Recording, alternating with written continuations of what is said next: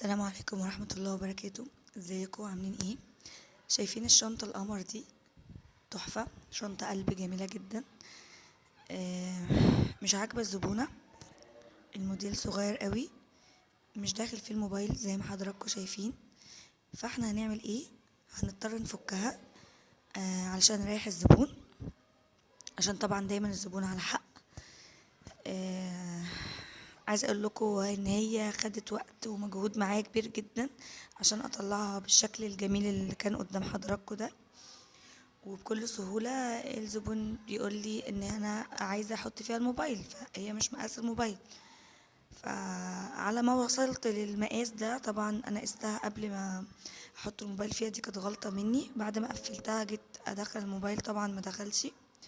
فالزبونة قالت لي لا، ان هي عايزه لازم موبايل يدخل جوه الشنطه القلب دي.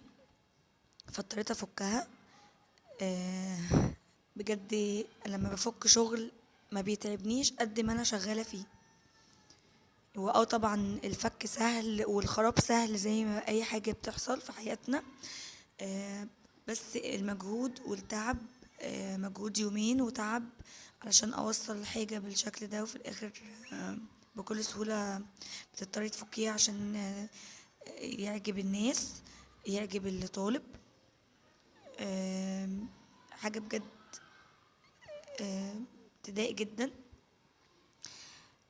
عايزه بس اوصل رساله صغيره قوي لكل حد بيشوفني، لكل واحده بتحب شغل الهاند ميد.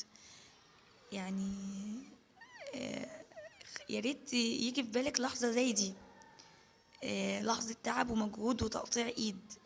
مش بكل سهوله تقولي الموديل ده مش عاجبني. مش بتكلم بقى على الموديل القلب ده، انا بتكلم في العموم. مش بكل سهوله تقولي دي خلاص مش عاجباني غيرهولي.